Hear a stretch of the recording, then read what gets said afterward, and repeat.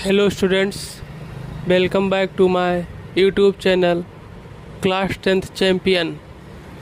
दिया गया था, ठीक है, जिसमें क्वेश्चन में बताया गया था वह महत्तम संख्या ज्ञात करनी है जो जिसमें 398, 436 तथा 542 को भाग करने पर शेषफल 7, 11 और 15 क्या आता होता था, बचता था। ठीक है, तो इसी क्वेश्चन को आज हम लोग फिर से लगाएंगे, जो कि लगा नहीं है, तुम्हारा लगा है।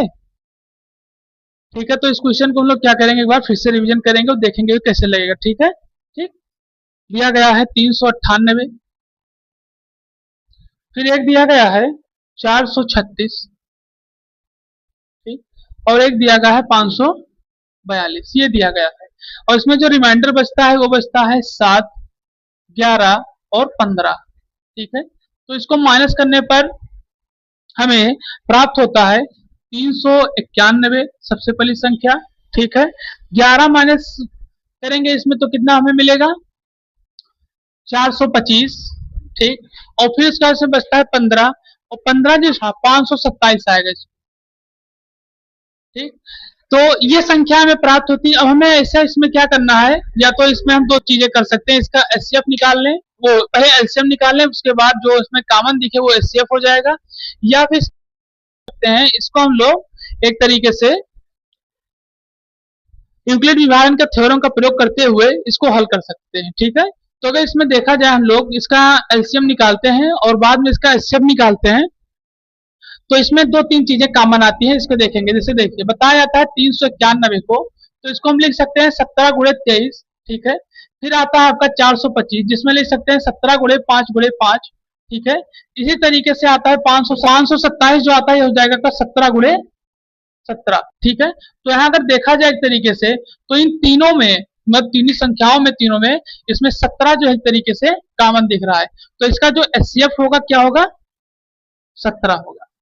ठीक है, तो ये इसका आंसर आएगा, इसका आंसर कितना आएगा, 17। तो ये आपका कल का क्वेश्चन था जो कि यहाँ पे हल किया गया है, तो इसको आप नोट कर लीजिए, फिर हम लोग आगे बढ़े।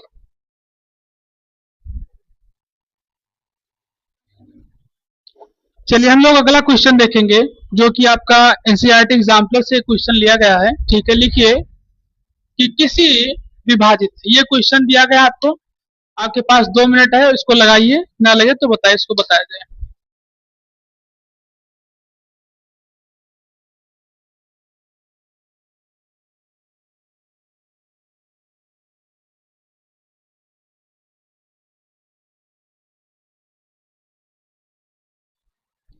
चलिए, तो यहाँ दिया गया आपको, क्या दिया गया कि किसी धनात्मक पूर्णांक n के लिए, ये n धनात्मक पूर्णांक दिया गया आपको। ठीक है, धनात्मक पूर्णांक आप लोग जानते होंगे, मतलब ऐसी संख्याएं होती हैं जो एक तरीके से धन पूर्णांकों को व्यक्त करें, जैसे 1 2 3 4 5 6। ठीक है, के लिए हमें सिद्ध क्या करना है कि n क्यूब माइनस n 6 से विभाजित होगी कि नहीं होगी, हमें यही इसमें सिद्ध करना है। ठीक है, तो चलिए देखते हैं इसमें विभाजित होगी कि नहीं होगी।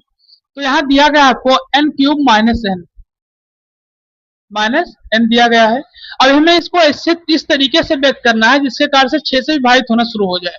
तो इसको हम लिख क्या सकते हैं, यहाँ से n कॉमन कर सकते हैं, n स्क्वायर माइनस 1 लिख सकते हैं। देख रहे होंगे, तो ये जो व्यवस्था लिखी हुई है, ये a square minus B square के रूप में लिखी है, नहीं लिखी है। अगर हम आपको बता दें कि एक पे कोई स्क्वायर लगेगा तो कितना आएगा आंसर, एक ही आएगा, ध्यान रखिएगा। अगर एक पे 100 स्क्वायर लगा हो तो एक ही आएगा। बस हाँ, ये ध्यान रखिएगा कि ये स्क्वायर जो हो एक तरीके से सम या फिर विषम संख्या हो, ये ध्यान रखिएगा, क्योंकि सम होगा तब तो एक आएगा, और यही अगर स्क्वायर मान लीजिए, हाँ इसके साथ साथ माइनस प्लस भी, ये सब चीजें ध्यान रखने वाली है। मतलब चीजें आपके टॉपिक में नहीं है, लेकिन ये छोटी जानकारी आपको हम बता दें कि अगर ये माइनस प्लस लगा हुआ है और सम जो ये पावर लगी हुई है, अगर ये सम है तो इसका रिजल्ट 1 ही आएगा। और अगर ये माइनस लगा हुआ है और इसका जो पावर है अगर 11 है, ऑड नंबर है, तो इसका आंसर क्या आएगा, -1 ही आएगा।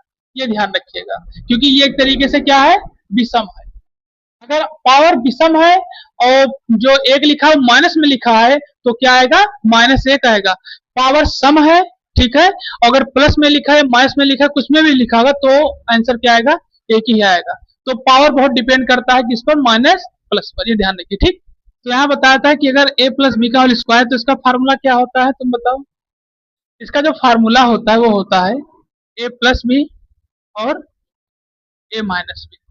ठीक, ये फार्मूला होता है। इसी के रूप में इसको लिखेंगे जब हम, तो ये हो जाएगा n plus one into N minus, कोई समस्या? अब इसमें आप लोग खुद इसको करना शुरू कीजिए। n इक्वल टू 2 रखिए, n इक्वल टू 3 रखिए, n इक्वल टू 4 रखिए, और देखिए ये रखने के बाद 6 से विभाजित हो रहा है कि नहीं।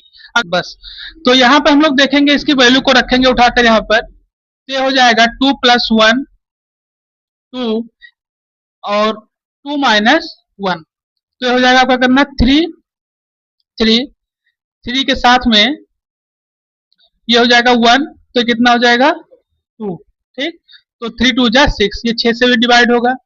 इसी तरीके से हम यहाँ पर जो रखेंगे 3 को, तो 3 प्लस 1 3 3 माइनस 1, ये हो जाएगा 4, और ये हो जाएगा 2 6 मल्टीप्लाई, ये कितना हो जाएगा 24।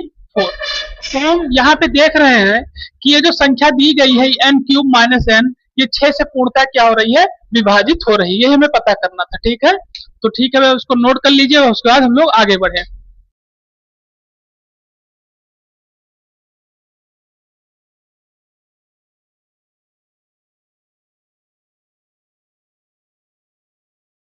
चलिए अगला क्वेश्चन लिखते हैं, देखते हैं। ठीक है, लिखिए कि किसी पूर्णांक,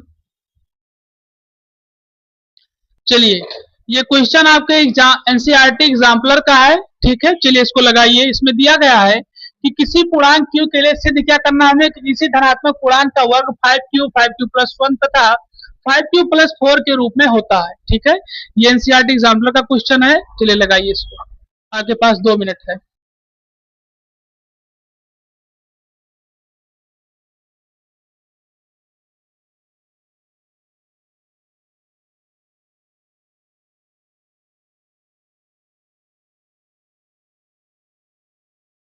यहाँ पे आपको प्रयोग करना है यूक्लिड विभाजन थ्योरम का। ठीक है, जो कि प्रमेय है a equal to B Q plus R. ठीक, तो देखिए 5q दिया है, q प्लस 1 दिया है, यानी कि रिमाइंडर 1 आ रहा है, एक बार रिमाइंडर 4 आ रहा है। ठीक है, तो इसी के अनुसार इस पर वैल्यू आप पुटअप करते जाइए और आप देखते जाइए कि किस तरीके से इसके रूप में लिखने पर क्या ये पूर्ण वर्ग, मतलब एक तरीके से पूर्णांक का वर्ग बन रहा है कि नहीं बन रहा है। ठीक है, चलिए लिखिए अब इसी पर। क्वेश्चन दिया है कि किसी पूर्णांक के लिए, कोई पूर्णांक है। ठीक है, तो के लिए बताओ है कि क्यू के लिए सिद्ध करना है हमें, कि जो क्यूब हमें जो सिद्ध करना है उसमें जो पूर्णांक है वो धनात्मक पूर्णांक के तरीके से कार्य करे, और वो आपका 30 तथा 5q प्लस 4। एक टाइप के हम कम से कम 2 सवाल लगवाना है पीछे।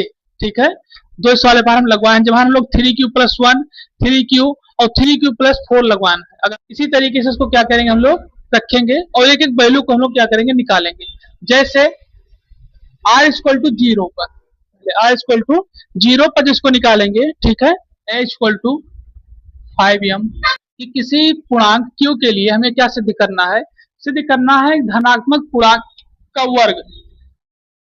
ये ध्यान रखिएगा, क्या सिद्ध करना है, वर्ग सिद्ध करना है। वर्ग मतलब क्या, स्क्वायर, यानी कि पावर। इसके लिए 5q प्लस 1 और 5q प्लस 4 के लिए हमें सिद्ध करना है। तो यहाँ हम लोग जब सिद्ध करेंगे तो इसमें सबसे पहले प्रयोग करेंगे किसका, ईसीडी यानी यूक्लिड विभाजन थ्योरम, ईडीटी के लिए, यानी यूक्लिड डिवीजन थ्योरम के लिए इसका प्रयोग करेंगे यहाँ पर। तो a equal to B Q plus R के लिए हो जाएगा। अब यहाँ पर हमें दिया क्या गया है कि 5q से पहले हम लोग देखेंगे कि कौन कौन 0 1 2 3 और 4 तक लेंगे। देखेंगे कि अगर इस तरीके से विभाजन हो रहा है और हम इस तरीके से इसको व्यक्त कर पा रहे हैं तो ये कार्य करेगा, वरना कार्य नहीं करेगा। ठीक, चैनल को लाइक करें, शेयर करें, सब्सक्राइब और फॉलो करें।